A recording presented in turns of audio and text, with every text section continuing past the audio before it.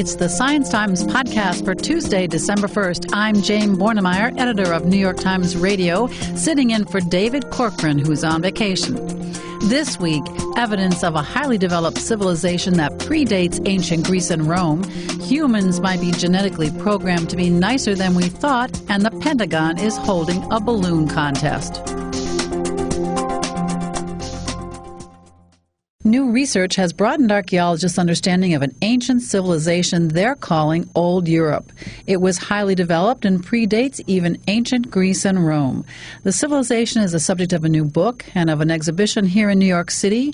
John Noble-Wilford has the story, and he's here with me now in our studio.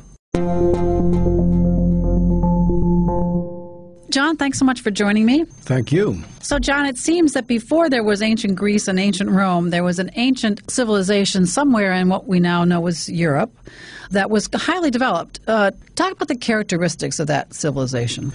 The archaeologists are calling it Old Europe because it preceded Greece, Rome, and all the other civilizations that are better known. This one is in the area that is now present-day Bulgaria, Romania, and Moldova, and along the Black Sea, and the lower Danube River Valley, and into the Balkan Hills. So it's a rather expansive area, and the people entered there from Greece. They brought along agriculture, and we're talking about 5,000 B.C.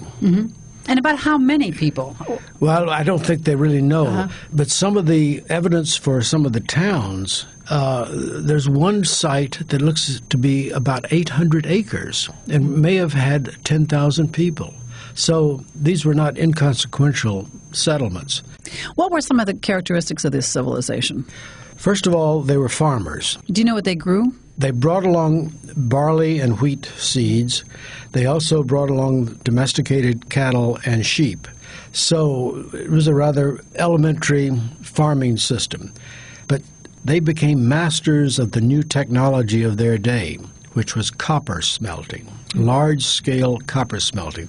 There was copper ore in the Balkan Hills, and they developed the techniques for high heat smelting to extract pure copper from the ore.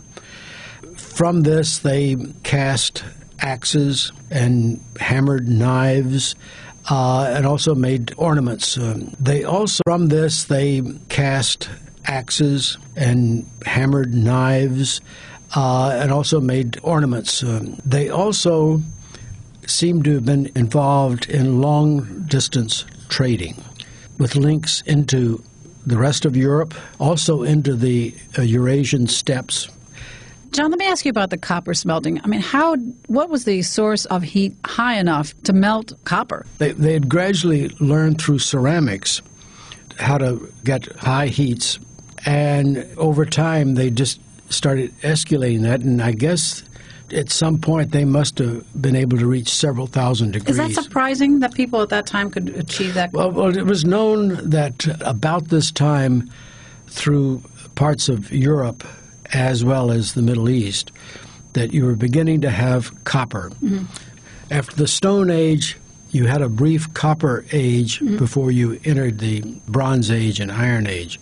I think the thing that was distinctive about these people is that they had a large-scale copper industry. How did this, I guess my question is twofold. I mean, how did this civilization go unknown until now, number one, and how was it discovered? In terms of modern archaeology, it was unknown until the early 20th century. And even then, all they were finding were some traces of some copper goods. It was known that there were some people there about 6,200 BC. It was known that there were settlements scattered through these three countries, Bulgaria, Romania, and Moldova, related through trade and cultural affinities. But we didn't know that. And then when local archaeologists began finding more and more things and starting to find some graves, by that